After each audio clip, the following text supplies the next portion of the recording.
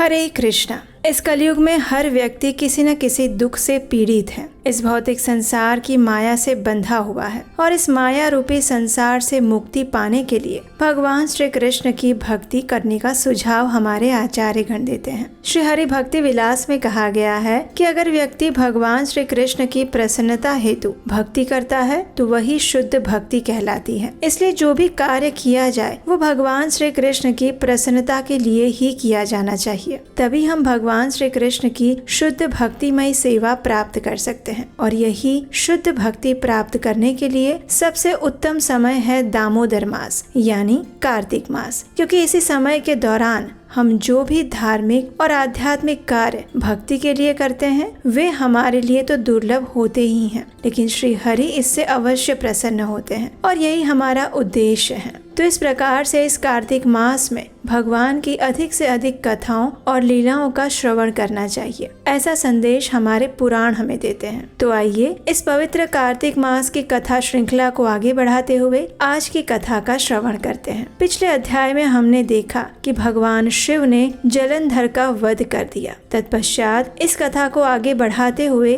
देवर्षि नारद ने कहा, हे राजन, जब भगवान शिव ने दैत्यराज जलंधर का वध कर दिया तो सभी देवतागण प्रसन्न होकर भगवान शिव की स्तुति करते हुए इस प्रकार कहने लगे, हे महादेव, जलंधर को मारकर आपने हम सभी देवताओं पर बड़ा ही उपकार किया है। जलंधर के वध से तीनों लोकों में सुख व्याप्त हो गया है। चारों ओर सभी प्रसन्न और आनंदित दिखाई दे रहे हैं। लेकिन हे देव, भगवान विष्णु वृंदा के तेज के प्रभाव के कारण पाषाण बनकर उनकी भस्म में लौट रहे हैं, इसलिए कृपया आप उनका मोह नष्ट करें। इस प्रकार देवताओं की प्रार्थना सुनकर भगवान शिव ने कहा, हे देवताओं, आप सभी भगवान की योग माया की शरण में जाइए, वही इस संकट को दूर कर सकती हैं। भगवान शिव की ये बात सुनकर सभी देवतागण योग माया की स्तुति करते हुए कहने लगे, हे आद्या शक्ति, हे महामाया, आप संसार की रचना, पालन और संहार करने वाली हैं। तीनों गुण सत्व, रज और तम आपसे ही बने हैं। हे देवी, आपको हमारा नमस्कार है। हे योग माया, स्वयं ब्रह्मा भी आपकी माया से अनभिज्ञ है। आप मूल प्रकृति हैं, आपको हमारा नमस्कार है। इस प्रकार देवताओं की स्तुति से प्रसन्न होकर योग माया ने आकाशवाणी करते हुए कहा, हे देवताओं, आप सभी देवी पार्वती, देवी लक्ष्मी और देवी सरस्वती की शरण में जाइए। उसके बाद सभी देवता तीनों देवियों की स्तुति करने लगे। उनकी स्तुतियों से प्रसन्न होकर तीनों देवियों ने उन्हें 3 बीज देकर कहा कि जहाँ भगवान विष्णु वृंदा के भस्म में लौट रहे हैं वहीं जाकर आप इन बीजों का रोपण कर दीजिए और उसी से आपका कार्य सिद्ध हो जाएगा। अब तीनों देवियों की बात मानकर देवताओं ने ऐसा ही किया और समय को जाते हुए समय कहाँ लगता है। कालांतर में उन तीनों बीजों से 3 पौधे उत्पन्न हुए जो कि इस प्रकार हैं। रजोगुण से रजोगुण सरस्वती से आंवला प्रकट हुआ, तमोगुण गौरी देवी से तुलसी प्रकट हुई और सतोगुण लक्ष्मी माता से मालती प्रकट हुई। हे राजन, लक्ष्मी जी ने ईर्ष्या पूर्वक वह बीज दिया था, इसलिए विष्णु के पूजन में मालती का पुष्प नहीं चढ़ता, लेकिन उन्हें आंवला और तुलसी परम प्रिय हैं। हे राजन, इस प्रकार वृंदा ने वृक्ष रूप में भगवान शालिग्राम का सामीप्य प्राप्त किया था और यही कारण है कि कार्तिक मास में शालिग्राम का पूजन तुलसी की जड़ में किया जाता है और तुलसी पत्र के द्वारा शालिग्राम की पूजा की जाती है। इस प्रकार तुलसी महारानी की महिमा गाते हुए नारद मुनि ने आगे कहा, हे राजन, उस स्थान में अकाल मृत्यु का भय नहीं रहता जहाँ तुलसी के पौधे की सेवा की जाती है। तुलसी के पूजन का वही फल प्राप्त होता है जो फल गंगा या नर्मदा में स्नान करने से मिलता है। यदि मरते समय महापापी व्यक्ति के मुख में भी तुलसी युक्त गंगा जल डाल दिया जाए तो वह मनुष्य भी वैकुंठ का अधिकारी बन जाता है। जो व्यक्ति तुलसी या फिर आंवले की छाया में पितरों का श्राद्ध करता है उसके तमाम पितृगण मोक्ष प्राप्त कर लेते हैं। तो इस प्रकार हे राजन, जो व्यक्ति मंजरी युक्त तुलसी दल और आंवला मुख में रखता है उस पर भगवान विष्णु की कृपा सदैव बनी रहती है। जो व्यक्ति कार्तिक मास में आंवले के पेड़ की छाया में ब्राह्मणों और संतों को भोजन करवाकर स्वयं भी प्रसाद रूप में भोजन ग्रहण करता है और ओम नमो भगवते वासुदेवाय इस मंत्र का जप करता है उसे धर्म, अर्थ, काम, मोक्ष की प्राप्ति हो जाती है। हे राजन, तुलसी और आंवले की संपूर्ण महिमा का वर्णन तो स्वयं ब्रह्मा जी भी नहीं कर सकते। जो कोई भी मनुष्य तुलसी और आंवले की महिमा से संबंधित इस कथा का श्रद्धा और निष्ठा पूर्वक भक्ति भाव से श्रवण करता है या फिर उसका पठन करता है, उसे अंत में मोक्ष की प्राप्ति होती है। तो इस प्रकार इस कथा से हम समझ सकते हैं कि आज के कलयुग में प्रत्येक घर में तुलसी देवी का पौधा अवश्य होना चाहिए। उनकी पूजा अर्चना करने से ही हम भगवान श्री कृष्ण की भक्ति भी प्राप्त कर सकते हैं। अगर कार्तिक मास में तुलसी पूजन के साथ तुलसी दल से शालिग्राम का पूजन किया जाए तो वे इस कलयुग के अंधेरे खड्डे में कभी नहीं गिरता। व्यक्ति अपने समस्त पापों से मुक्त हो जाता है। और इस कार्तिक मास में तुलसी दल द्वारा भगवान विष्णु की पूजा अर्चना की जाती है और एक एक दल से की जाने वाली पूजा पर मुक्ता दान का फल प्राप्त होता है। भगवान के श्री अंगों से उतरी हुई प्रसाद स्वरूप तुलसी को अपने मुख में, मस्तक पर या फिर शरीर पर धारण करने से, भगवान के निर्माल्य से अपने अंगों का मार्जन करने से मनुष्य संपूर्ण रोग और पापों से मुक्त हो जाता है। तो ये थी आज की कार्तिक मास विशेष कथा। आज की कथा का समापन हम यहीं पर करेंगे और ऐसी ही महत्वपूर्ण पौराणिक कथा लेकर आएंगे हम कल बहुत जल्द। तो इसे सुनने के लिए अगर अभी तक आपने इस चैनल को सब्सक्राइब नहीं किया है तो करके रख लीजिए, नोटिफिकेशन बटन ऑन करके रख लीजिए और हमारे व्हाट्सएप तथा टेलीग्राम ग्रुप के साथ भी जुड़े रहिए, क्योंकि इस परम पवित्र कार्तिक मास में हम अनेक पौराणिक ग्रंथों से प्रमाणभूत जानकारियाँ आपके लिए लेकर आ रहे हैं और उन सब के साथ साथ पौराणिक कथाएं तो है ही। तो इन सभी रोचक वीडियोस को मिस ना करने के लिए अभी जाइए नीचे डिस्क्रिप्शन बॉक्स में और हमारे व्हाट्सएप तथा टेलीग्राम ग्रुप के साथ भी जुड़ जाइए। तो चलिए कार्तिक मास के इस पावन अवसर पर हम तुलसी देवी की पूजा आराधना करते हुए उनसे प्रार्थना करते हैं कि वे हमें भगवान श्री कृष्ण की अति शुद्ध प्रेमा भक्ति प्रदान करें। तो आइए अब हम इस पवित्र कार्तिक मास में तुलसी देवी की आरती करते हैं। प्रतिदिन तुलसी देवी की पूजा करते हुए इस तुलसी आरती का स्तवन, पठन और श्रवण करना चाहिए। तो आइए अब हम उसी तुलसी आरती का श्रवण करते हैं। नमो नमः तुलसी कृष्ण प्रेयसी, नमो नमः राधा कृष्ण सेवा पवो, एई अभिलाषी ये तुम्हार शरण लो, तारा वांछा पूर्ण हो, कृपा करी कर तारे वृंदावन वासी, मोर एई अभिलाष, विलास कुंज दियो वास, नयने हरिबो सदा, युगल रूप राशि, एहि निवेदन धर, सखीर अनुगत करो, सेवाधिकार दिए करो निज दासी, दीन कृष्ण दास कहे, एई न मोरा, श्री राधा गोविंद प्रेमे सदा ये न भासी, तुलसी कृष्ण प्रेयसी, नमो नमः तुलसी कृष्ण प्रेयसी, नमो नमः। आइए अब इस तुलसी आरती का अर्थ जानते हैं।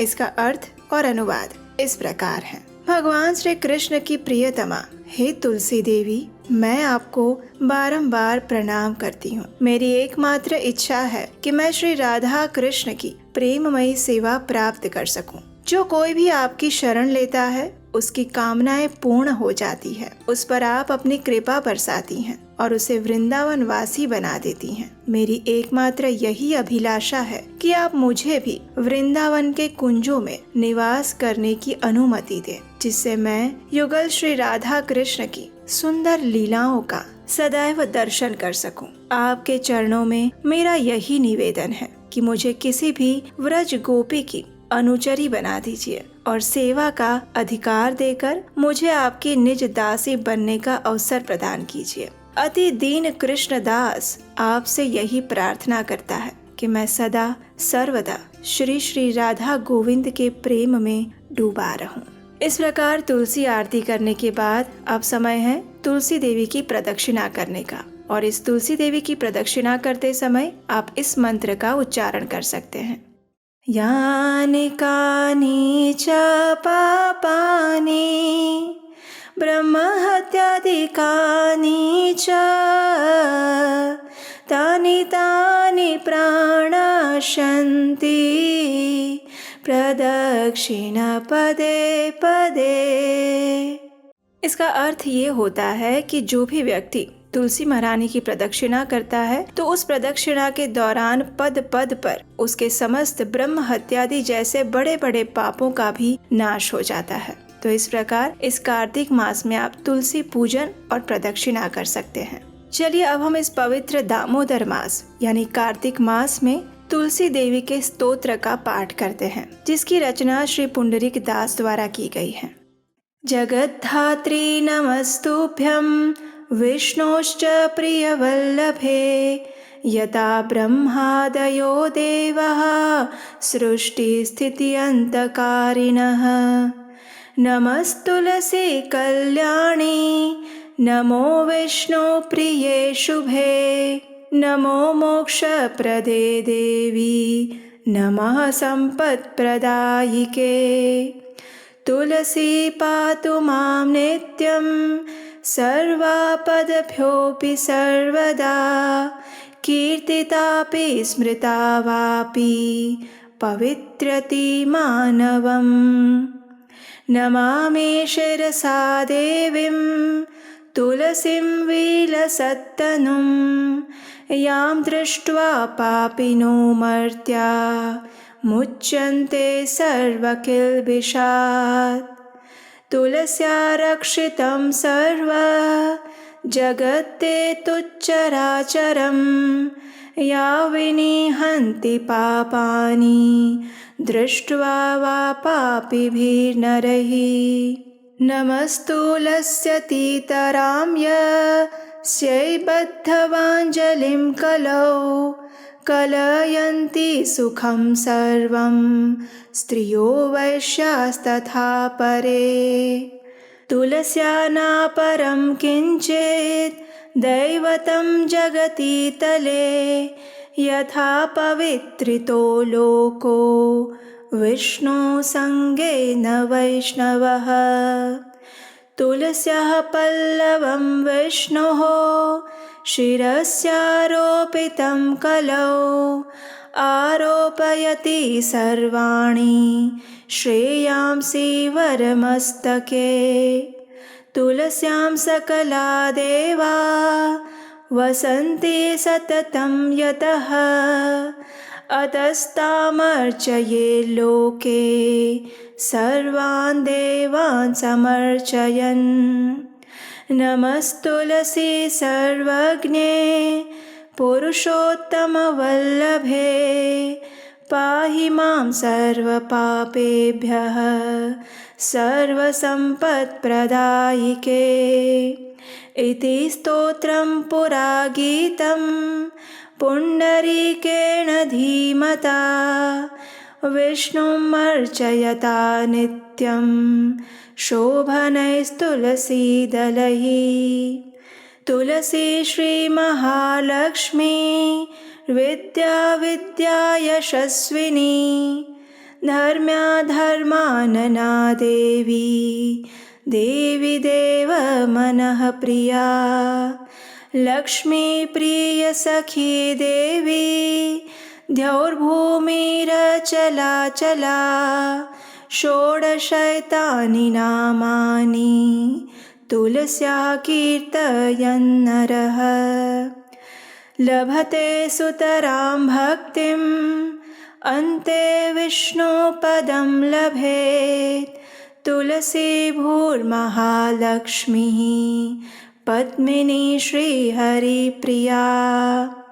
तुलसी श्रीसखी शुभे पापहारिणि पुण्यदे। नमस्ते नारद नूते नारायण मनः प्रिये। आइए अब इस तुलसी स्तोत्र का अनुवाद और भावार्थ समझते हैं। श्रीमती तुलसी देवी ब्रह्मांड की माता और भगवान विष्णु की परम प्रिय संगिनी है, जिनके कारण ब्रह्मा आदि देवता सृजन, पालन और संहार के कार्य संपन्न करते हैं। हे श्रीमती तुलसी देवी, मैं आपको दंडवत प्रणाम करता हूँ। आप सद्गुणी हैं, कल्याणकारी हैं और भगवान विष्णु को प्रिय है। आप धन, संपत्ति और मुक्ति प्रदान करने वाली हैं। श्रीमती तुलसी देवी प्रत्येक स्थिति में समस्त विपदाओं से निरंतर मेरी रक्षा करें। आपकी स्तुति और मात्र स्मरण करने से ही लोगों को पवित्र कर देता है। मैं श्रीमती तुलसी देवी को शीश झुकाकर प्रणाम करता हूँ, जिनका तेजवान और दमकदार रूप, जिसको देखकर पापी नश्वर मनुष्य समस्त दोषों से मुक्त हो जाते हैं। समस्त चर और अचर वस्तुओं सहित इस संपूर्ण जगत की श्रीमती तुलसी देवी रक्षा करती हैं, जिनके केवल दर्शन मात्र से ही पापी व्यक्तियों के पाप पूर्णतः नष्ट हो जाते हैं। हे श्रीमती तुलसी देवी, आपको सहस्त्र बार प्रणाम करता हूँ। आपको कलयुग में समस्त स्त्रियां, वैश्यगण और उनके समान अन्य लोग भी प्रसन्नता पूर्वक हाथ जोड़कर विनम्र प्रणाम करते हैं। इस पृथ्वी पर श्रीमती तुलसी देवी से अधिक दिव्य कुछ भी नहीं है, जिनके द्वारा ये जगत पवित्र हो जाता है, जैसे विष्णु और वैष्णव के संपर्क में आने से होता है। इस कलयुग में जब श्रीमती तुलसी देवी की अंकुरित कली भगवान विष्णु के शीश पर अर्पित की जाती है, तब ये उपासक के शीश पर समग्र आशीर्वाद प्राप्त होने के समान माना जाता है। श्रीमती तुलसी देवी में समस्त देवतागण हर समय वास करते हैं, इसलिए व्यक्ति को इस विश्व में उनकी आराधना करनी ही चाहिए और इस प्रकार से समस्त देवताओं की आराधना स्वतः ही हो जाती है। सर्वज्ञानी और परम पुरुष की अत्यंत प्रिय श्रीमती तुलसी देवी, मैं आपको दंडवत प्रणाम करता हूँ। आप संपूर्ण धन संपत्ति प्रदान करती हैं। कृपा करके मेरे समस्त पापों से मेरी रक्षा कीजिए। अतः ये प्रार्थना पहले के समय में बुद्धिमान पुंडरीक द्वारा गाई गई है। व्यक्ति को श्रीमती तुलसी देवी की सुंदर पत्तियों को नियमित रूप से अर्पित करते हुए सदैव ही भगवान विष्णु की आराधना करनी चाहिए। मनुष्य को श्रीमती तुलसी देवी के इन 16 नामों का उच्चारण करना चाहिए। तुलसी, श्री, महालक्ष्मी, विद्या, अविद्या, यशस्विनी, धर्मया, धर्मानना, वृंदा, देवी देव मनः प्रिया, लक्ष्मी प्रिय सखी, देवी, द्यौ, भूमि, अचला और चला। वह और अधिक निष्ठा और भक्ति प्राप्त करता है और अंत में भगवान विष्णु के धाम को प्राप्त करता है। श्रीमती तुलसी देवी भूमि, महालक्ष्मी, पद्मिनी तथा श्री हरि प्रिया के नाम से भी जानी जाती हैं। मैं श्रीमती तुलसी देवी को बारंबार दंडवत प्रणाम करता हूँ। आप श्रीमती लक्ष्मी देवी की अत्यंत प्रिय मित्र, शुभ चिंतक, पापों को हरने वाली, आध्यात्मिक गुणों को प्रदान करने वाली, नारद मुनि द्वारा प्रशंसनीय और भगवान श्री नारायण के मन की प्रिया हैं। इस प्रकार प्रतिदिन इस कार्तिक मास में इस तुलसी स्तोत्र का पठन और श्रवण करना अत्यंत पुण्यशाली माना गया है। तो आइए इस परम मंगलमय कार्तिक मास में अब हम तुलसी अष्टकम का पाठ करते हैं। इस अष्टकम का वर्णन हमें ब्रह्म वैवर्त पुराण में मिलता है। एक समय जब तुलसी देवी भगवान से रुष्ट होकर अंतर्धान हो गई थी, उस समय भगवान उनके विरह में आतुर होकर वृंदावन चले गए और उन्होंने वहाँ पर तुलसी देवी की पूजा और स्तुति की। और उस समय उन्होंने जिस मंत्र और स्तोत्र की रचना की थी, वो स्तोत्र इस प्रकार है। श्री भगवानुवाच वृन्दारूपाश्च वृक्षाश्च यदैकत्र भवन्ति च विदुर्बोधास्तेन वृन्दां मत्प्रियां तां भजाम्यहम्।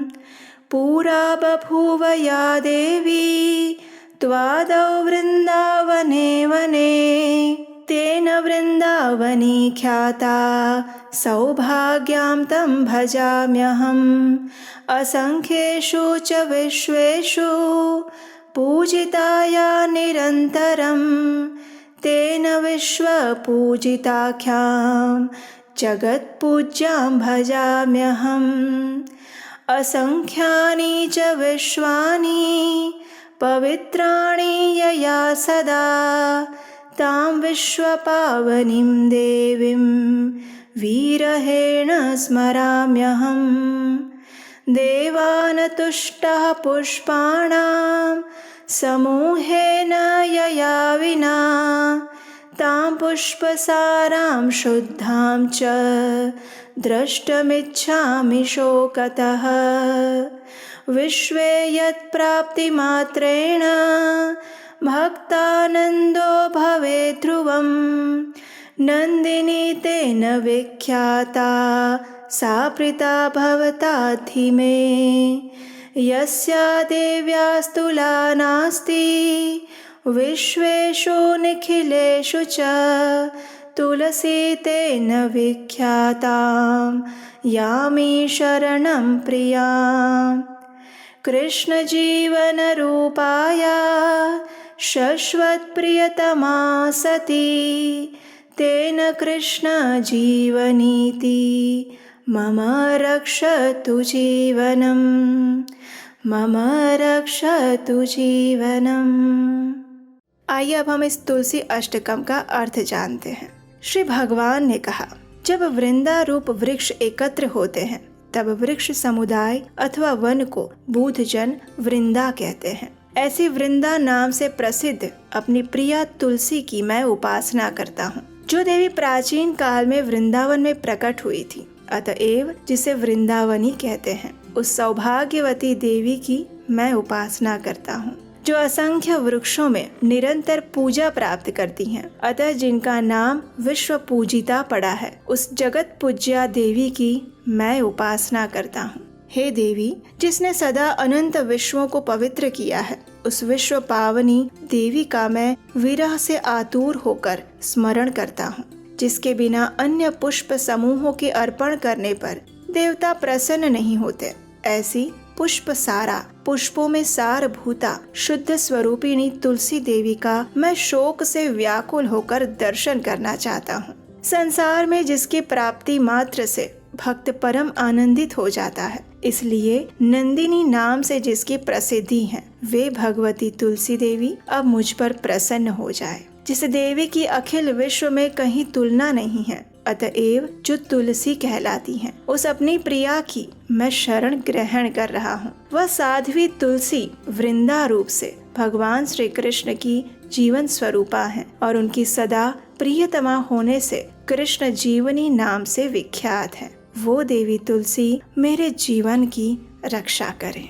इस अष्टकम की रचना स्वयं भगवान श्री कृष्ण द्वारा की गई है, तो इससे हम समझ सकते हैं कि यह कितना पुण्य प्रदायक और मंगलकारी है। और इस कार्तिक मास में इसका प्रतिदिन पठन या श्रवण करने से मनुष्य के पूर्व जन्मों के सभी पाप तो नष्ट हो ही जाते हैं, लेकिन उसे वृंदा देवी की विशेष कृपा प्राप्त होती है। और कहा जाता है कि भगवान के धाम यानी गोलोक वृंदावन में यदि प्रवेश करना है तो श्रीमती तुलसी देवी की आज्ञा के बिना वो संभव नहीं हो सकता। इसलिए श्रीमती तुलसी देवी की कृपा प्राप्त करने के लिए इस कार्तिक मास में प्रतिदिन इस अष्टकम पाठ का श्रवण या पठन करना चाहिए। हरे कृष्णा।